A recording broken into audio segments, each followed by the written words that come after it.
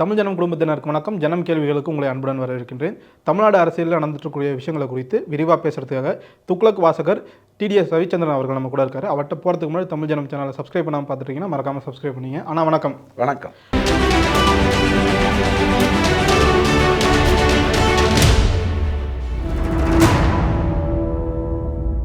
இப்போ ரீசெண்டாக தமிழ்நாடு அரசியலில் நிறைய விஷயங்கள் நடந்துட்டுருக்கு. குறிப்பாக ஒவ்வொரு துறையும் தான் சார்ந்த துறையில் வெள்ளை அறிக்கை வெளியிட்டிருக்காங்க. இதை எப்படி பார்க்குறீங்க? இல்லை, இந்த வெள்ளை அறிக்கை ஏற்கனவே பிடிஆர் பழனிவேல் தியாகராஜன் ஐயா கூட வெளியிட்டிருந்தார். அதை வெளியிட்டதன் மூலமாக உங்களுக்கு என்ன சொல்ல வந்தார்? அப்போது அதிமுக ஆட்சியில் ஏகப்பட்ட குளறுபடி நடந்தது, ஏகப்பட்ட பிரச்சனை நடந்தது. சரி, நீ என்ன பண்ண போகிற, இருங்க போயிட்டு வரேன்ட்டு கிளம்பி போயிட்டார். ஒன்றும் நடக்கலை, கடன் தான் அதிகமாச்சு. அஃப்கோர்ஸ் அவர் அமுச்சு விட்டாங்க உண்மையை பேசுனதுக்கு, அது வேறு விஷயம். இப்போ இவங்க வந்திருக்காங்க. இந்த வெள்ளறிக்கைங்கிறதுல ஒரு அட்வான்டேஜ் என்னன்னு புரிஞ்சுக்கோங்க. உங்களுக்கு தேவையான தகவல்கள் ஒரே 4-5 பக்கங்களுக்குள்ளே உங்களுக்கு கிடச்சிரும். அதை படிக்க தெரிஞ்சால் தான் அது உண்மையிலே உங்களுக்கு பிரயோஜனப்படும். படிக்க தெரியலன்னா அது வேஸ்ட் ஆகிடும். டிட்பிட்ஸாக இருந்தால் அது வேஸ்ட் ஆகிடும். ரொம்ப ரொம்ப சீரியஸான ஒரு விஷயம். வெள்ளை அறிக்கை சொல்ல வேண்டியது நான் என்ன பண்ண போகிறேன், இதை எப்படி நான் நிறைவேற்றுவேன், இதை எப்படி நான் மாற்றி அமைப்பேன் அப்படின்னு சொல்கிறது அதனுடைய வேலை இல்லை. இப்படி நடந்திருக்குங்க, இதாங்க நிலைமை அப்படின்னு உங்களுக்கு சொல்லணும். ஸோ ஃபினான்ஸ் வெள்ளை அறிக்கைங்கிறது ஏறத்தாழ வெள்ளக்குடி மாதிரி தான் இருந்தது. ஐயா நிறையெல்லாம் சொல்லிட்டு வந்துட்டோம், ஏகப்பட்டது கொடுக்குறேன்னோம், தாய் மாமனாகவும் சித்தப்பாவும் சித்தியாகவும் இருக்குன்னு சொன்னோம். கடைசியில் அதெல்லாம் முடியல. ஆனால் இப்படி தான் நிலைமை இருக்குது பாருங்கள், 13 லட்சம் கோடி உங்களுக்கு கடன் இருக்குது. ரொம்ப சந்தோஷம்னா கிளம்பி போங்க. அடுத்தது இப்போ வந்திருக்கிற மின்கான அந்த வெள்ளறிக்கை, டான்ஜெட்கோ சம்மந்தப்பட்ட அந்த மின்சார வாரியத்தினுடைய வெள்ளறிக்கையில் இப்படிலாம் கடன் இருந்ததுங்க, இப்படிலாம் இருந்துச்சு, இத்தனை பேரை வேலைக்கு வச்சுருக்கலாம், அந்த வேலைக்கெல்லாம் ஆளே எடுக்கலை அப்படிங்கிற தகவலை உங்கள்கிட்ட கொடுத்துருக்கு. உடனே நீங்கள் என்ன பண்ணுவீங்க? அப்படியாண்ணா சந்தோஷம், கிளம்பி போங்க. ஒரு உதாரணத்துக்காக மட்டும் சொல்கிறேன், நிறுவனத்தினுடைய பேர் சொல்கிறது வேறு வழி இல்லாமல். இப்போ ஊப்பர்லேயும் ஓலாலேயும் நீங்கள் போகிறீங்கன்னு வச்சுக்கோங்களேன். அவன் என்ன சொல்லுவான், சார் ஒரு 30 ரூபா அதிகமாக போட்டு கொடுங்க. எதுக்குப்பா சார்? அது கார்ப்பரேட் நிறுவனத்தை நம்ம ஏன் சார் வளர்க்கணும்? அவன் 30 ரூபா எடுத்துருவான் சார். எவ்வளோப்பா பில் வந்துச்சு? 100 ரூபா வந்துச்சு. அதில் 30 ரூபா எடுத்துருவான். உனக்கு எவ்வளோ கிடைக்கும்? 70 ரூபா தாங்க கிடைக்கும். இது அப்பட்டமான பொய்.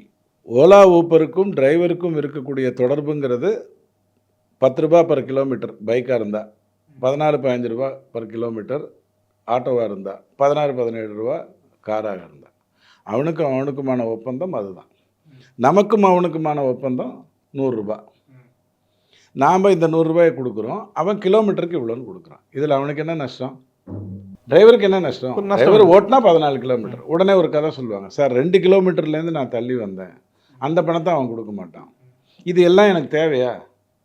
நான் 100 ரூபா சொல்லியிருக்காப்பா ஊப்பரில் ஓலாவில், நான் அதை கொடுக்குறேன். இல்லைங்க, கேன்சல் பண்ணிக்கோங்க. நீ கேன்சல் பண்ண.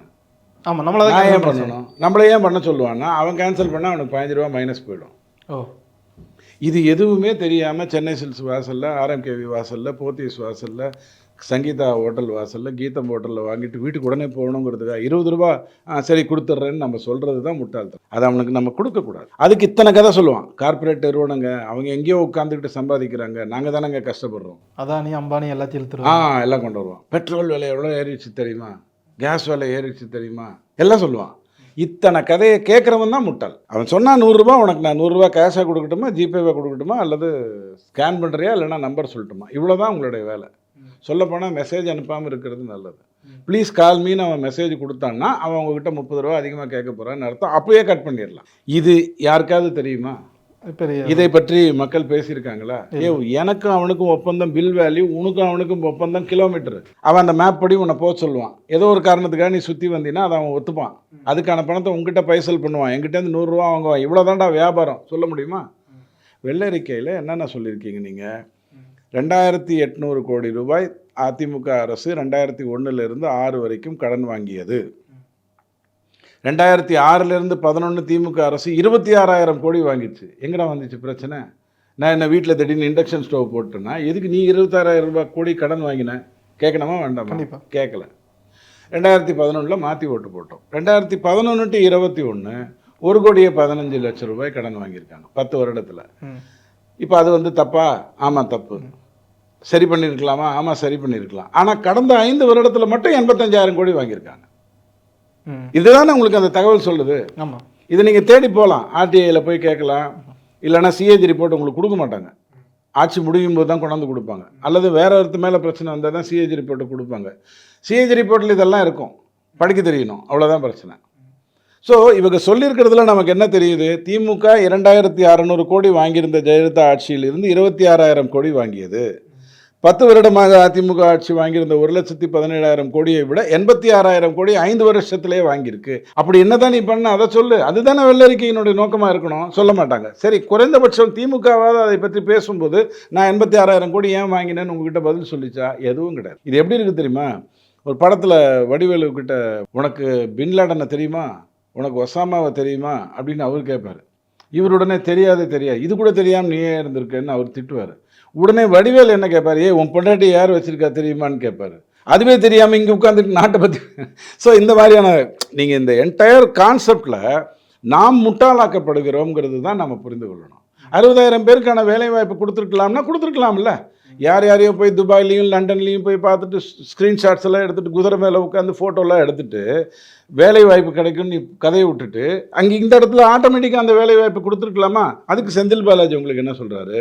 சாச்சா, நாங்கள் மிஷினரி வச்சு ஸ்ட்ரைட்டாக பண்ணணும்னு நினச்சோம், ஆளெல்லாம் வச்சுட்டு பண்ணுறதுக்கு நாங்கள் என்ன 18ஆவது நூற்றாண்டுலையா இருக்கோன்றார். இதையும் உட்காந்து கேட்டுக்கிட்டு இருக்கோம். நான் கையெழுத்து போட்டு ரெடியாக வச்சுருந்தேன், இவர் வந்து இன்னும் கையெழுத்து போடலைங்கிறார்.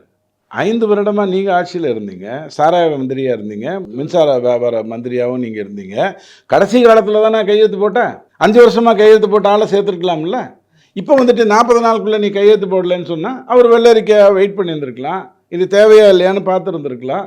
ஸோ இவங்க ஒருத்தருக்கு ஒருத்தர் வைக்கிற குற்றச்சாட்டுனால நமக்கு ஏதாவது ஒரு வித்தியாசம் இருக்கான்னு கேட்டால் 62,000 ரூபாய் கடன் இருந்தது, இப்போ 1,32,000 ரூபாயாக மாறி இருக்கு. உடனே நம்ம இவர் வருவார், ஒரு ஃபினான்ஷியல் அறிவாளி ஒருத்தர் இருக்கார். நீங்களா கடன் கட்டுகிறீர்கள், நாடு தானே கட்டுகிறதுன்னு. நான் வாங்குகிற தேங்காய் எண்ணெய், நான் வாங்குகிற பருப்பு, நான் வாங்குகின்ற பொருளில் நான் கட்டுகின்ற வரி தான் உனக்கு பணமாக வருது. அதை நீ எடுத்து ஆக்கப்பூர்வமாக என்னுடைய நாட்டுக்கு செய்யாமல் கடனுக்கு வட்டியும் வட்டிக்கு வட்டியும் வட்டிக்கு கடனும் வாங்கி செலவு பண்ணுறேன்னு நான் திரும்ப சொல்லணும். தமிழ்நாட்டில் இருக்கக்கூடிய ஒரு மிகப்பெரிய சமூக நீதி என்ன தெரியுமா? நீங்கள் தேங்காய் எண்ணெய் பாட்டில் வாங்கினாலும் 2 ரூபா வரி, நான் தேங்காய் எண்ணெய் பாட்டில் வாங்கினாலும் 2 ரூபா வரி, ஜெகத்ரட்சகன் வாங்கினாலும் 2 ரூபா தான் வரி. இதுதான் சமூக நீதி.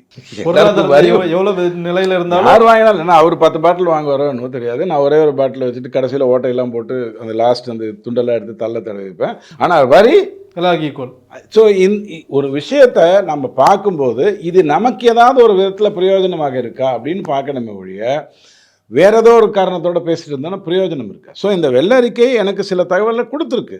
அதிமுக ஆட்சியில் கடனை கம்மியாக வாங்கியிருக்காங்க, திமுக ஆட்சியில் அதை விட 10 மடங்கு அதிகமாக கடன் வாங்கியிருக்கார்கள். தாவேக்கா என்ன வாங்க போகுதுங்கிறத பொறுத்து இருந்து பார்க்கணும். டான்ஜெட்கோவுடைய கடனை அடைப்பதற்காக அதை மின்சார கட்டணமாக மாற்றாமல் அதிமுக வந்து இல்லை நாங்கள் அரசுல இருந்தே கொடுத்துக்கிறோம். வெரி குட், ஜெயலலிதா அம்மா அரசுலேருந்து கொடுக்க போகிறாங்க. அரசுலேருந்து கொடுக்குறேன்னாலும் என்ன அர்த்தம்? அதே தேங்காய் எண்ணெய் தான், அதே 2 ரூபா தான், நான் தான் கொடுக்க போகிறேன். நீங்கள் சரியாக முறையாக நடத்தாதனால் நான் தான் கொடுக்க போகிறேன். டாஸ்மாக் நீங்கள் நடத்துகிறீங்க, அது நல்ல விஷயம். இல்லைனா சாராய வியாபாரிகள்கிட்ட அது மெயினாக போயிடும், அது ரொம்ப அநியாயம். இப்போ 100 பாட்டிலுக்கு 10 பாட்டில் தான் கணக்கு காட்டுவான். டாஸ்மாகில் நீங்கள் நடத்துறதுனால 100 பாட்டிலுக்கு 80 பாட்டில் கணக்கு வருதுன்னு நான் நினச்சிட்டு இருக்கேன். அப்படி இல்லை, அட்லீஸ்ட் குறைஞ்சபட்சம் வருது, அது நல்ல விஷயம். பட் மின்சாரம் வாரியம்ங்கிறது அரசு தான் நடத்தணுமான்னு கேட்டால் தேவையில்லை. இத்தனை கடன்களுக்கு பிறகு நீங்கள் சொல்கிறீங்க இல்லையா, 10 தோல்வி பழனிசாமி, 11 தோல்வி பழனிசாமிங்கிறீங்க இல்லையா, 11 தோல்வி தானே தாஞ்சட்காவும் தொடர்ந்து கடனை ஏற்றிக்கொண்டிருக்கிறது. அதை நீங்கள் பிரைவேட்டு கொடுத்துட்டா நல்லதுன்னா இல்லை, அது மக்களை பாதிக்கும். 2-3 சேனல் இருக்கான். சமூக நீதியில் திமுக என்ன பண்ணிச்சியோ, கடன் வாங்கினதுக்கு நீ என்ன திருப்பி கொடுக்குறேன்னு அதை பற்றி சொல்லியானா, சமூக நீதி நீ என்னதை கேட்டினா எனக்கு தேவையில்லை. ஸோ இந்த மாதிரியான விஷயங்கள் உங்கள் முன்னாடி வரும்பொழுது அதை கூர்ந்து கவனிங்க, அதை புறந்தள்ளிடாதீங்க. ஆனால் அதன் மூலமாக நமக்கு என்ன மாதிரியான பாதிப்புகளை நோக்கி போகிறோம்னு பாருங்கள். உத்தரப்பிரதேசில் இதை விட அதிகமாக கடன் வாங்கியிருக்காங்க, சத்தீஸ்கரில் இதை விட அதிகமாக கடன் வாங்கியிருக்காங்கன்னா, இப்போ நான் டாக்டர்கிட்ட போகிறேன், வயிற்று வலிக்குதுங்கிறேன், இதுக்கே கத்துறா ராமசாமியெல்லாம் என்ன ஆப்ரேஷன் பண்ணிட்டு உட்காந்துருக்காருன்னா, அப்படியா நான் கத்தலை அப்படின்னு நான் சொல்லுவீங்க. உனக்கு வலிச்சா நீ கத்த தானே செய்யும். ஸோ உத்தரப்பிரதேசுக்கு என்ன, ராஜஸ்தானுக்கு என்ன எனக்கு தெரியாது, அதை அங்கே போய் நான் ஓட்டு போடும்போது நான் பார்த்துக்கிறேன். இங்கே இது தப்பாக இருக்குது. இந்த தகவல் படிக்க வேண்டிய ஒன்று. இதை தாண்டி சட்டமன்ற கூட்டத்தில் நடந்து முதலமைச்சர்லாம் பேசியிருக்காரு. இதில் பல்வேறு விஷயங்கள் பேசப்பட்டது. குறிப்பாக 2 விஷயம் அங்கே இதானுச்சு. ஒன்று பார்ட்டி ஃபண்டுன்னு திமுகவினுடைய வெளிநடப்பு, அதை தாண்டி விஜயனுடைய உங்கள் அப்பாவுக்கான ஸ்பீச். இதை எப்படி பார்க்குறீங்க? இல்லை, இதுதான் தவறுன்னு நான் சொல்கிறேன். 4 நாள் அந்த கூட்டத்தொடர் நடந்திருக்கு. அதில் ஆளுநர் உரை படிக்கப்பட்டிருக்கு. ஆளுநர் உரையில் அடுத்த 5 வருடத்திற்கான திட்டங்கள் எதுவும் கொடுக்கப்படலை. சரியோ தப்போ தாவேக்கா அடுத்த 10 வருடங்கள் ஆட்சியில் இருப்பதற்கான சாத்தியங்கள் இருக்குது. இன்னும் வேலுமணி எவ்வளோ தப்பு பண்ண போகிறாரு, இன்னும் சண்முகம் எங்கெங்கெல்லாம் பாம்பு வச்சுருக்காருன்னு தெரியல. அதனால் அதிமுக வந்து 21லேருந்து 19, 16ன்னு ஆயிடுறதுக்கான வாய்ப்பு இருக்குது. உங்கள் நல்ல நேரம் திமுக வந்து 24% தான் வாங்கியிருக்கு. கூட்டணி கட்சியெல்லாம் ஓடி போயிட்டாங்க. அவங்க 19க்கான வாய்ப்பு இருக்குது. இப்போ ஆட்டோமேட்டிக்காக தாவேக்கா அடுத்த 10 வருடம் வரும். அப்போ அடுத்த 10 வருடத்துக்கான என்னுடைய தொலைநோக்கு என்ன வேணும்? இருங்க, வீட்டில் எல்லாம் க்ளீன் பண்ணி வெள்ளை அடிச்சதுக்கப்புறம் நான் சொல்கிறேன். நீ இதை ஓட்டலாக மாற்ற போறியா, ஹாஸ்பிட்டலாக மாற்ற போறியாங்கிறது இப்போவே தெரியணும்ல. அது என்ன வெள்ளை அடிச்சதுக்கப்புறம் தான் தெரியுமா? அவசியம் இல்லை. ஸோ உங்களுடைய திட்டம் என்ன? இந்த அரசை நீங்கள் கைப்பற்றணும்னு நினச்ச உடனே நீங்கள் இதுக்கு என்ன பண்ணணுன்றதுக்காக வந்திருக்கீங்க. அதை சொல்லுங்கள். என் நிலைமை மோசமாக இருக்குன்னு எனக்கு தான் தெரியுமே. சொக்காதான் கிழிஞ்சிருக்க எனக்கு தெரியும். ஆனால் நீங்கள் அதை எப்படி சரி பண்ண போகிறீங்கிறத சொல்லுங்கள். ஆளுநர் வரையில் அதற்கான விஷயங்கள் இல்லை. அப்போ அதை சார்ந்து நீங்கள் வந்து ஆளுநருக்கு நன்றி தெரிவிக்கிறதுக்காக நிறைய விஷயங்கள் பேசுகிறீங்க. அதில் ஒரு விஷயம் இந்த பார்ட்டி ஃபண்டை பற்றி வருது. உடனே ஒரு கோபம் வந்துருச்சு. நான் இது காலையிலேருந்து 2-3 தொலைக்காட்சியில் இதே உதாரணம் சொன்னேன், இருந்தாலும் சொல்கிறேன். ஈரானுக்கும் இஸ்ரேலுக்குமான வாரில் எப்படி பட்டான் பார்த்தியா, அட்டி சாம்பார் அங்கேருந்து ஸ்ட்ரைட்டாக கத்தாரில் முடிச்சு விட்டான். இப்படியா பார்த்துட்டு இருப்பீங்க? அந்த செய்தியை, போர் சார்ந்த செய்திகளை நீங்கள் பார்த்துட்டு எப்படி இவன் தப்பிக்கவே மாட்டான், இவன் முடிஞ்சான் அப்படின்னு நான் பார்த்துட்டு இருப்பீங்க. அதனால் உங்கள் டீ வந்து 15 ரூபாய் ஆகிப்போச்சு. உங்கள் ஹோட்டல் பில்லுக்கு போனீங்கன்னா கீழே ஒரு 20 ரூபாய்க்கு ஜெயந்தி நடராஜன் டேக்ஸ் மாதிரி கேஸ் டேக்ஸ்ன்னு ஒரு 20 ரூபா போகுது. நீங்கள் அந்த போரின் மூலமாக இந்த நஷ்டங்களை அனுபவிக்கிறீங்க. அது சீக்கிரம் முடியணும். அதை சீக்கிரம் முடிக்கணுங்கிறதுக்காக மோடி என்னென்ன பண்ணுறாரு, இந்த பெட்ரோல்னால இந்த கேஸுனால இவங்ககிட்ட வாங்குறதுனால எனக்கு நஷ்டம் இருக்குன்னா அவர் எந்தெந்த நாடுகளுக்கு போகிறாரு அதைத்தான் நாம் பார்க்கணுமே ஒழிய இஸ்ரேலும் ஈரானும் எப்படி சண்டை போட்டான்னு நாம் ஏன் பார்க்கணும்? மேஜர் மதன்குமாரோடைய வீடியோஸ் எல்லாம் பார்த்தீங்கன்னா அவர் சொல்லும் போதே உங்களுக்கு புரிஞ்சிருமே. புரிஞ்சுட்டு நீங்கள் என்ன பண்ண போகிறீங்க? 15 ரூபா தானே டீ, அதில் ஒன்றும் மாற்றுக்கிறது இல்லையே. ஸோ இந்த மாதிரியான சட்டசபையில் எத்தனையோ நடந்தது. நீங்கள் உடனே இதை மட்டும் கொண்டு வர்றீங்க. அதாவது இந்த அவர் பார்ட்டின்னு உடனே அவர் ஓடி போயிட்டார். அவர் ஓடி தான் போனார். இங்கே மட்டுமா ஓடி போனார்? பாராளுமன்றம் நடக்கும் சார், 12 வருஷமாக நடக்குது. பாராளுமன்றம் நடக்கிறதுக்கு முன்னாடி, தொடங்கிறதுக்கு முன்னாடி பெரிய பிரச்சனையை கொண்டு வருவாங்க. பிகாசஸ், அதானி ஊழல், இடன்பர்க் ஊழல், அந்த ஊழல், இந்த ஊழல்னு மணிப்பூரில் 2 பெண்களை நிர்வாணமாக கூட்டிகிட்டு வந்துட்டாங்க எல்லாம் சொல்லுவாங்க. பார்லிமெண்ட்டை மோடி பேச வேண்டும், இதற்கு மோடி பதில் சொல்ல வேண்டும். இருப்பா, நாட்டில் நிறைய பிரச்சனை இருக்குது, அதில் இல்லை இதுக்கு தான் நீ பதில் சொல்ல வேண்டும்னு மோடி பதில் சொல்ல உட்காருவார், ஓடி போயிடுவான். அதுதான் நடக்குது. அப்போ இங்கேயும் அதே தான். விஜய் பேச வேண்டும், விஜய் பேச வேண்டும். விஜய் ஏன் பேசாமல் இருக்கிறார்? அவர் பேச தொடங்கினோடனே ஓடி போயிட்டார். இது இந்த மாதிரியான கட்சிகள் வந்து இந்த நாட்டுக்கு சீர்கேடு. இதை நீங்கள் என்கரேஜ் பண்ணாமல் இருக்கிறது தான் நல்லது. ஏவாவேலு கிட்ட போய் நீங்கள் உங்கள் வீட்டில் ரைடு நடத்திட்டாங்களா, சே என்ன பழி வாங்கும் வழியில் நீங்கள் கேள்வி கேட்டீங்கிறதுக்காக அவங்க ரைடு நடத்திட்டாங்க அப்படின்னு உட்காந்து பேசிகிட்டு இருப்பீங்களா? அவரோட ஒரு ரைடு எதுக்காக நடக்குது?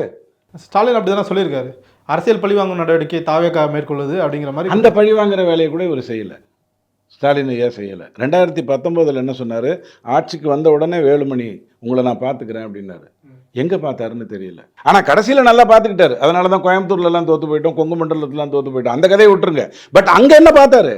கதை விட்டார்ல, உங்களை அது பண்ணிவிடுவேன், இது பண்ணிடுவேன். அது மிரட்டலாம். வேலுமணி வீட்டில் எத்தனை முறை ரைடு நடந்தது சார்?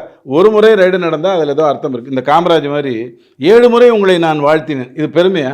அதே மேட்டர் தான்டா, பிறந்த நாளுக்கு தானே வாழ்த்தினேன், ரொம்ப சந்தோஷம், நான் நல்லா இல்லைங்க 7வது முறை வாழ்த்துக்கிறேன், தேவையா? அந்த மாதிரி 7 முறை ரைடு. என்ன கண்டுபிடிச்சேன் சார்? ரைடு நடந்தால் குற்றப்பத்திரிகை ரொம்ப ஸ்ட்ராங்காக இருக்க வேண்டும். இருக்கான்னு பாருங்கள், இல்லைன்னா தலைவிதியன்னு விட்டுருங்க. குற்றப்பத்திரிகை ஸ்ட்ராங்காக இருந்தாலும் நீதிமன்றத்திலேருந்து உங்களுக்கு தீர்ப்பு கிடைக்காது. நீதிமன்றம் நல்ல விஷயம்தான், நான் அதில் ஒன்றும் மாற்றுக்கிறது சொல்லலை, கிடைக்காது. அப்ரூவல் எவனாவது மாறினா தான் கிடைக்கும். ஸோ அப்ரூவல் யாராவது மாறுவானான்னு பாருங்கள். இந்த போஸ்ட் ஆஃபீஸில் உங்ககிட்ட ஒரு கவர் கொடுப்பாங்க, கொடுக்குறேன்னுவாங்க. உங்ககிட்ட ஐடென்டி கார்டு கேட்பாங்க. நீங்கள் சொல்லுவீங்க ஐடென்டி கார்டு இல்லைங்க, வீட்டில் வச்சுட்டு வந்துட்டேன். அப்போ நீ எழுதி கொடுங்க, நான் தான் ராமச்சந்திரன் அப்படின்னு எழுதி கொடுங்கன்னு. அது ஒத்துப்பான். நான் ராமச்சந்திரன் சொல்கிறத அப்படியே ஒத்துக்க மாட்டான். என் கார்டு தொலைஞ்சு போச்சுன்னு நான் ராமச்சந்திரன் கவரை கொடுத்துறப்பான்னுவான். அந்த மாதிரியான வேலைகளை பண்ணாமல் நீதிமன்றத்தில் அப்ரூவல் ஆகிறதுக்கு என்ன பண்ணணுமோ அதை பண்ணுங்க. அப்படி பண்ணினீங்கன்னா வாய்ப்புகள் இருக்கு. தவறு செய்தவர்களை தண்டிப்பது என்பது ரொம்ப முக்கியம். தண்டனை எவ்வளவு தீவிரமாக இருக்கோ அந்த அளவுக்கு தான் குற்றங்கள் குறையும்னு சோயா 2-3 முறை சொல்லியிருக்கு. அதை தயவுசெய்து செய்யுங்கள். ஆனால் அதில் கான்சன்ட்ரேட் பண்ணாதீங்க. அது தனி டிபார்ட்மெண்ட். தொலைநோக்குங்கிறது தனி டிபார்ட்மெண்ட். உங்ககிட்ட நல்ல மந்திரிகள்லாம் வந்திருக்காங்க. அஃப்கோர்ஸ் மரண தண்டனை வாங்கி குற்றத்தில் நிற்கிறவரெல்லாம் கூட அமைச்சராக வந்திருக்காரு, அது வேறு விஷயம். ஆனால் நல்லவங்க 4-5 பேர் வந்திருக்காங்க. அவங்கள பயன்படுத்தி புதியவர்கள்னு யாருமே கிடையாதுங்க. நீங்கள் கரெக்டாக தேர்ந்தெடுத்தார். அங்கே என்ன தேர்ந்தெடுப்பாங்க? 13 குறுநில மன்னர்களுடைய பசங்களை தான் தேர்ந்தெடுப்பாங்க. இங்கே அப்படி கிடையாது. உங்களால் 4 விதமாக பார்த்து பண்ணலாம். 47% குற்றவாளிகள் தாவேகாவுடைய வேட்பாளர்களில் ஜெயித்தவர்களில் அமைச்சர்களில் இருக்காங்க. அதே 47% குற்றவாளிகள் திமுகவில் தோத்தவங்களில் இருக்காங்க. 14% அதிமுகவில் குற்றவாளிகள் அல்லது கிரிமினல் சீரியஸ் இது இருக்கிறவங்க. இது ரெண்டும் 47 தான். பெரிய வித்தியாசம் இல்லை. ஒன்று என்னென்னா, இவர் வந்திருக்காரு, பேர் கெட்டு போகக்கூடாதுன்னு பார்த்துப்பார். ஏன்னா சிங்கிள் நேம் விஜய் அப்படிங்கிற ஒரு சிங்கிள் பிராண்ட். அது அப்படி கிடையாது. அது வந்து குடும்பம், ஒரு அலாவுதீன் கில்ஜி குடும்பம், அதுக்கப்புறம் ஒரு 13 குடும்பம். அதனால் நீங்கள் வெட்ட அது அப்படி தப்பிச்சுக்கிட்டு வந்துக்கிட்டே இருக்கும். இங்கே அப்படி கிடையாது. ஒரு தப்புனா சர்ன்னு இறங்கிடும் கிராஃபு. கேஜ்ரிவால் காண மாதிரி ஆகிடும், ஜெகன் ரெட்டி காண மாதிரி ஆகிடும். அப்போ இவர் கொஞ்சம் ஜாக்கிரதையாக இருப்பார். இவ்வளவு தான் நீங்கள் பார்க்க வேண்டியது. அந்த ஜாக்கிரதை இருக்கா? ஏன்னா திருப்பரங்குன்றம் விஷயத்தில் திமுக என்ன நிலைப்பாடு எடுத்ததோ அதே நிலைப்பாட்டை திரும்ப தாவேகா அரசு இப்போ கையில் எடுத்துருக்குல்ல சார். நிர்மல்குமார் மாதிரி ஆட்களெல்லாம் வச்சுக்கிட்டு நீங்கள் வந்து பாட்டி வடை சுட்டு கதையை வேறு விதமாக சொல்லவே முடியாது. நீங்கள் சொன்னதே நீதி போதனைக்காக தான் சொன்னீங்க. அவர் ஆனால் காக்காவை பற்றி சீரியஸாக பேசிட்டு இருப்பார். அந்த நீதி போயிடும். நிர்மல்குமாரெல்லாம் வச்சுட்டு நீங்கள் பெருசாக ஒன்றும் சாதிக்க முடியாது. பல கட்சிகள் மாறி வந்தவர், அவரோட கருத்துக்களை அவர் எடுத்து தேர்தலுக்கு முன்னாடி அவங்களோட உரிமை பாதுகாக்கப்படும் சொல்லி பிரச்சாரம் பண்ணார். இப்போ தேர்தலுக்கு பின்னாடி இதுக்கு முன்னாடி என்ன நிலைப்பாடு இருந்ததோ அதே நிலைப்பாட்டில் இந்த அரசு தொடரும் அப்படின்னு சொல்லிட்டு மேல்முறையீடுக்கு போயிருக்காங்க. மேல்முறையீடுக்கு போனாலும் கோர்ட்டு வந்து அதை வந்து மறுதளித்து சொல்லிச்சுன்னு சொன்னால் கோர்ட்டு படி தான் நீங்கள் நடக்கணுங்கிறது வரும். நாளைக்கு என்ன பண்ணுவாங்க? கோர்ட்டு சொல்லிடுச்சுங்க, நாங்கள் வேறு வழி இல்லைன்னு சொல்லுவாங்க. யார்? தாவேக்கால அப்படி சொல்லுவாங்க. திமுகவில் அப்படி இல்லை. போய் ஒரு 2 பேரை சாவடிச்சுட்டு வன்முறை வளர்ந்ததுன்னு சொல்லுன்னு ஒரு 2 பேரை சாவடிச்சுட்டு வன்முறை வளர்ந்ததா சொல்லி அந்த பிரச்சனைக்கு இன்னும் பெட்ரோல் ஊற்றிக்கிட்டே இருப்பாங்க. முடிஞ்சால் மட்டமான கெரசின் ஊற்றிக்கிட்டே இருப்பாங்க. இல்லைன்னா டிஆர் பாலு சரக்கு ஊற்றினா இன்னும் குப்புன்னு பற்றிக்கும். அப்படி தான் பற்ற விடுவாங்க. ஆனால் இங்கே அப்படி கிடையாது. தாவேக்கால அட்லீஸ்ட் ஒரு விஷயம் சொல்லுவாங்க, ஐயா கோர்ட்டு சொல்லிடுச்சு, வேறு வழி இல்லைன்னு சொல்லுவாங்க. அங்கே இருக்கிற மக்களுக்கும் இது தெரியும். அங்கே யார் உங்ககிட்ட அங்கே ஜெயிச்சிட்டு இருந்தது அதிமுக தானே, நீங்களா ஜெயிச்சிங்க? கிடையாது. ஸோ தேவையில்லாமல் ஒரு விஷயத்தை தூண்டுறீங்க. அது வந்து இவங்களை பொறுத்த வரைக்கும் அவங்க இப்படி தான் சொல்ல முடியும், வேறு வழி இல்லை. ஏன்னா இது மதசார்பற்ற கட்சி, அதனால் இப்படி தான் இருக்கும், தப்பாக எல்லாத்தையும் பண்ணணும். பட் நாளைக்கு கோர்ட்டு தீர்ப்பு சொல்லிச்சுன்னா அதை செய்ய வேண்டிய அவசியம் வரும். ஸ்ரீதர் வெம்புவோடைய 2 நாள் பதிவுகள் தொடர்ந்து அவர் ஒரு விஷயத்துக்கு தாவேகாவுக்கு வாழ்த்து தெரிவித்தார். அவரோட ஸ்கூல் நடத்துகிறாரு, இந்த ஸ்கூலுக்கு கடந்த ஆட்சியில் அனுமதி வழங்குறதுக்கு நடத்துகிற இலவச பள்ளிக்கு நீங்கள் லஞ்சம் கேட்குறீங்களேன்னு கேட்டிருந்தார். இப்போ அதுக்கான அனுமதி கிடைச்சதுக்கு தாவேகா அரசுக்கு நன்றி தெரிவித்து ஒரு பதிவு போட்டார். இதை தொடர்ந்து அவருக்கு தொடர்ந்து த்ரெட்டனிங் வந்ததா பல விஷயங்கள் பார்க்குறோம். இந்த இந்த இந்த மாதிரியான பேட்டிகளை பார்க்கக்கூடிய, குறிப்பாக ஜனம் டிவி மாதிரியான தொலைக்காட்சி பார்க்கக்கூடிய யங்ஸ்டர்ஸுக்கு நான் ஒன்றேன்னு சொல்கிறேன். ஈவே ராமசாமி ஐயா காலத்திலிருந்து யாரெல்லாம் தன்னை எதிர்க்கிறார்களோ அவர்களை அசிங்கப்படுத்தி, கேவலப்படுத்தி, மட்டப்படுத்தி, பொய்யை சொல்லி, இஷ்டத்துக்கு கதையை விட்டு அவங்க நிலைமைக்கு உயர முடியாது இல்லையா, அவரை இறக்கி விட்டுருவாங்க. இந்த வேலையை ஈவே ராமசாமி ஐயாவுடைய நீதி கட்சியிலிருந்து தொடர்ந்து செஞ்சுக்கிட்டு இருக்காங்க. ஸ்ரீதர் வேம்பு மாதிரி ஒரு மனிதன் அழகாக வெளிநாட்டில் நிம்மதியாக ராஜ வாழ்க்கை வாழக்கூடிய அளவுக்கு அவர் ஒன்றும் 100,000 பேரை ஏமாற்றி தொழில் நடத்தி மேலே வரல. ஒரு 4-5 பேர் கஷ்டப்பட்டு உழைத்து மேலே வந்தாங்க. ஒரு கட்டத்தில் அவங்க என்ன புரியுறாங்க, இப்படி பணம் சம்பாதிச்சு பிரயோஜனம் இல்லை, நாம் ஏதோ ஒரு விதத்தில் நிறைவு வாழ்க்கையை நோக்கி போகணும்னு இங்கே வர்றாங்க. ஒட்டன்சத்திரமும் அதுக்கு பக்கத்தில் இருக்கக்கூடிய இடங்கள்லையும், தென்காசி மாதிரியான இடத்துலையும் நல்லது செய்யணும்னு முடிவு பண்ணுறாரு. என்னுடைய ஃபேக்ட்ரியை நான் வந்து ஜம்ஷெட்பூர்லேயும் ரெடி பண்ண முடியும், ஆஸ்திரேலியாலையும் ரெடி பண்ண முடியும், சுவிட்சர்லாண்டையே கூட ரெடி பண்ண முடியும். ஆனால் அப்படி இல்லை, நான் இந்த இடத்துக்கு கொண்டு வருவேங்கிறார். அவரை இவங்க அசிங்கப்படுத்துகிறாங்கன்னு சொன்னால் இவங்க பரம்பரையே அப்படித்தான், இவங்க டிஎன்ஏவே அப்படித்தான். அப்படி அசிங்கப்படுத்திட்டாங்கிறதுக்காக நாம் ஒரு வேளை இருக்குமோன்னு நாம் நினச்சிடக்கூடாது. ஏன்னா இவன் 10 முறை ஒரு பொய்யை சொல்லி அதை உண்மையாக மாற்றி விட்டுருவான். அதே வேலையாகவே தெரிவான். ஈவாவேலு வீட்டில் ரெய்டு நடக்குதுங்க, அதில் ஆராசா போய் என்ன பண்ண போகிறார் எனக்கு தேசன்னு சொல்லுங்கள். நல்ல விசாரிக்க அவர் தான் உள்ள மாட்டுக்கார். இல்லை, ஆராசா எதுக்கு போனார்னா, எனக்கு தெரியாமல் சென்ட்ரல் கவர்மெண்ட்லேருந்து எப்படா ரைடு விட்டீங்க? ஏன்னா அவருக்கு தான் எல்லா ரைடை பற்றியும் தெரியும். ஏன்னா அதிகமான ரைடுகள் அவருக்கு வந்திருக்கு. டிஎம்கே ஃபைல்ஸில் உங்களுக்கு சொன்னார்ல, அவரே சொன்னார்ல, தெரியும் நாளைக்கு வரப்போகிறாங்க, இந்த இடத்துக்கு தான் போக போகிறாங்க, 29வது வீடு 4வது குறுக்கு தெரு, அங்கே போவாங்க, கரெக்டாக உப்புமா சாப்பிடுவாங்க, 2 மணிக்கு மேலே ஏதோ ஒரு 2 பேப்பரை வாங்கிட்டு வெளில போயிடுவாங்க. இத்தனையும் உங்களுக்கு அவர் வந்து யார் ரைடு நடத்த போகிறாங்க, எப்படி ரைடு நடத்த போகிறாங்க அப்படிங்கிறது எல்லாத்தையும் யாருக்கு சொல்கிறாரு? நடத்த போகிறாரு. ஸ்டாலினுக்கு சொல்லலை, அவர் சொன்னால் காப்பாற்றிட்டு ஓடி போயிடுவார்ல, அப்படி சொல்லலை, இவருக்கு சொல்கிறார், போலீஸ்க்கு சொல்கிறார். கரெக்டா? ஸோ இவருக்கு என்ன ஆச்சரியம்னா, என்ன கேட்காம எப்படிடா நீங்கள் ரைடு நடத்துறீங்க, எனக்கு தெரியாமல் ரைடு, அப்போ என் ஆளெல்லாம் காசு வாங்குறவங்களாம் பொய் சொல்ல ஆரம்பிச்சிட்டானான்னு ஒரு வேலை. எதுக்கு இதை சொல்கிறேன்னா, ஏவாவேலு வந்து ஆராசா வந்து தன்னை காப்பாற்றிட்டு தான் நினைக்கக்கூடாது. ஆராசா எனக்கு தெரியாமல் எப்படிடா ரைடு வந்தது, ஏன்னா உள்ளுக்குள்ளே காசு கொடுத்தா அப்படி போட்டு அடுக்கி வச்சுருக்காங்க. அவருக்கு தெரியாமல் ரைடே நடக்காது. ஒரு கட்டத்தில் சுப்பிரமணிய சாமிக்கு தெரியாமல் தப்பான பேப்பரே பாஸ் ஆகாது. அவருக்கு எல்லாம் தெரியும், கரெக்டான தப்பான பேப்பர் எப்படி பாஸ் ஆகும்னு தெரியும். அப்படி தான் வந்திருக்காரு. ஸோ அவர் வீட்டில் ஒரு ரைடு நடக்குது. அந்த ரைட்டில் நீங்கள் போய் என்னத்தை கேட்க போகிறீங்க? கதவெல்லாம் மூட்டிட்டு ஜாமர்லாம் வச்சுட்டு தான் நான் உள்ளே ரைடை நடத்த போகிறேன். ஸோ எதுக்கு சொல்ல வரேன்னா, இந்த அசிங்கப்படுத்துதல், கேவலப்படுத்துதல், மட்டுப்படுத்துதல், நையாண்டி செய்வது, ஏளனப்படுத்துவதுங்கிறது திமுகவுடைய டிஎன்ஏ. அதை பார்த்து விட்டு ஸ்ரீதர் வேம்பு ஐயா வீட்லேயோ அல்லது அவங்க பக்கத்தில் இருக்கிறவங்களோ அல்லது நம்மள மாதிரியான மனிதர்களோ அவர் மேலே சந்தேகப்படுற அளவுக்கு போயிடக்கூடாது. என்னவாக இருந்தாலும் ஸ்ட்ராங்காக சொல்லணும், ஐயோ எங்களுக்கு வேம்பு தெரியுங்க, ரொம்ப சிம்பிள். அப்போது இந்த ஊழல் நடந்திருக்குங்கிறத திசை திருப்புவதற்காக உங்களுக்கு அந்த வேலையை பண்ணுறாங்க. இப்போ 4 நாள் சட்டசபை பேசிச்சு, நீங்கள் இதை பற்றி தானே கேட்குறீங்க. கண்டிப்பாக இதுதான் அவங்களுடைய டெக்னிக். நாம் அதுலேருந்து வெளில வரணும். இது கடைசியான கேள்வி. இவ்வளோ நாள் ஒன்றிய அரசு அப்படின்னு சொல்லிட்டு இருந்த திமுகவோட நிலைப்பாட்டிலே இருந்த தாவேகா தற்போது இந்திய அரசு அப்படின்னு சொல்லி ஒரு மனமாற்றத்துக்கு மாறி இருக்காங்க. இதை எப்படி பார்க்குறீங்க? கருணாநிதின்னு சொல்லிட்டாரு. ஐயோ சாரி ஐயோ தெரியாமல் சொல்லிட்டேன். கலைஞர் என்று சொல்ல வேண்டும். தீய சக்தி யார் அப்போ? எனக்கு என்ன தெரியணும்னா, நீ கருணாநிதின்னு கூப்பிடு, கலைஞர்னு கூப்பிடு, ரொம்ப சந்தோஷம். தீய சக்தின்னு யாரை கூப்பிட்டா அதை தயவுசெய்து சொல்லு. எனக்கு அதுதானே முக்கியம். ஏன்னா அதை வச்சு தானே ஓட்டை போட்டேன். கோபாலகிருஷ்ணன்னு கூப்பிட்டாலும் சப்பானின்னு கூப்பிட்டாலும் திரும்ப போகிறவன் திரும்ப தான் போகிறான். ஸோ நீங்கள் ஒன்றிய அரசுன்னு சொன்னாலும் மத்திய அரசுன்னு சொன்னாலும் இந்திய அரசுன்னு சொன்னாலும் உண்மை என்னென்னா, தயவு செஞ்சு ஒன்று புரிஞ்சுக்கோங்க.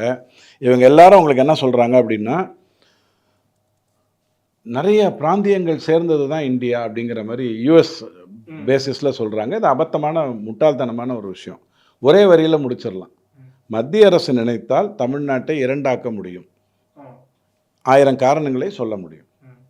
ஆந்திராவையும் தெலுங்கானாவையும் மீண்டும் இணைக்க முடியும். 100 காரணங்களை சொல்ல முடியும். அதுதான் அந்த அரசனுடைய சக்தி. அதையே அம்பேத்கர் தூக்கி கொண்டு போய் மத்திய அரசுகிட்ட கொடுத்துருக்காரு அப்படின்னு சொன்னால், இந்தியாங்கிறது பல சமஸ்தானங்களை சேர்ந்த ஒரு தேசமாக இருந்தாலும் இதை பிளவுபடுத்துவதற்கு இந்த மாதிரி ஆட்கள் நிறைய பேர் வருவாங்க. தாவேக்கா வந்துருச்சுன்னு சந்தோஷப்படாதீங்க, விஜய் வந்திருக்காருன்னு சந்தோஷப்படாதீங்க. அங்கேயும் கிறித்துவர், இங்கேயும் கிறித்துவர், அங்கேயும் கிறித்துவர், இங்கேயும் கிறித்துவர்னு வந்திருக்காங்க. எல்லாம் கத்தோலிக்கலாக வேற இருக்காங்க, பெந்தகோஸ்தேக்கள் இல்லை அப்படிங்கிறத நீங்கள் மைண்டில் வச்சுக்கோங்க. திமுக அளவுக்கு தீய சக்தி இல்லை, சந்தோஷம். பட் இங்கேயும் இதுதான் நடக்க போகுது. இதெல்லாம் தெரிஞ்சு தான் அம்பேத்கர் வந்து அந்த மிகப்பெரிய அதிகாரத்தை வந்து மத்திய அரசிடம் கொடுத்துருக்காரு. அதனால தான் அது மத்திய அரசு. மத்தியில் இருக்கிறதுனால இல்லை, சென்ட்ரலில் இருக்கிறதுனால இல்லை. நல்லா புரிஞ்சுக்கோங்க, அதுதான் மத்திய அரசு. நீங்கள் அதை இந்திய அரசுன்னு கூப்பிட்ருக்கீங்களா, ரொம்ப சந்தோஷம். நாளைக்கே நீங்கள் வந்து ஐயோ கருணாநிதின்ட்டனே கலைஞர்னே கூப்பிட்டுக்கிறேன் அப்படின்றீங்களா, ரொம்ப சந்தோஷம். தீய சக்தின்னு சொன்னீங்க பாருங்கள், எம்ஜிஆர் சொன்னது திருப்பி ஞாபகப்படுத்தினீங்க பாருங்கள், அது மட்டும்தான் என் மைண்டில் வரும். மத்திய அரசோடு மோதல் போக்கு இல்லை, அது நீங்கள் ஒன்றிய அரசோடு மோதல் போக்கு இல்லைன்னு சொல்லுங்கள், அதுதான் கரெக்ட். 2 அரசாங்கங்கள் தேர்ந்தெடுக்கப்பட்டு வந்திருக்கு, நல்லது செய்வதற்காக வந்திருக்கு. எதுக்கு மோதணும்? தேவையில்லாமல். மோதுறதா இருந்ததுன்னா கர்நாடகாவோட மோதுங்க. நம்ம ராகுல் காந்தி வேலை இல்லாமல் நிறைய நாள் இருப்பார். அவர் ஒரு நாள் கூப்பிட்டு, ஐயா கர்நாடகாவில் பேசி எனக்கு கொஞ்சம் ஒழுக்கமாக தண்ணி விட சொல்லுங்கள், இந்த மேக்கை தாட்டு வந்து முட்டாள்தனமான ஒரு விஷயம், காமராஜ் ஐயா காலத்துலேருந்து பேசிக்கிட்டு இருக்கோம், அது வேண்டாம், அதுக்கு பதிலாக ஒசூர் பக்கத்தில் பேசிகிட்டு இருக்கோமே அதை செய்ய சொல்லுங்கன்னு ஆக்கப்பூர்வமாக இவர் போனார்னா அதுதான் எனக்கு முக்கியம். மற்றபடி அவர் எப்படி கூப்பிட்றாருங்கிறது முக்கியம் இல்லை. சப்பானியாக இருந்தாலும் கோபாலகிருஷ்ணன் இருந்தாலும் திரும்ப போகிறது ஒருத்தர் தான். ரொம்ப நன்றி சார். இவ்வளோ நேரம் இருந்து பல விஷயங்கள் மக்களுக்கு எடுத்து சொல்லியிருக்கீங்க. இதை பார்த்துட்டு இருக்கக்கூடிய நேர்களும் தமிழ் ஜனம் சேனலை சப்ஸ்கிரைப் பண்ணாமல் பார்த்துருக்கீங்கன்னா மறக்காமல் சப்ஸ்கிரைப் பண்ணிங்க. இன்னொரு ஜனம் கேள்வி சந்திப்போம். நன்றி, வணக்கம், ஜெய்ஹிந்த். Wherever you go, whatever you do, throw a little at it. Omax, Vest and Briefs.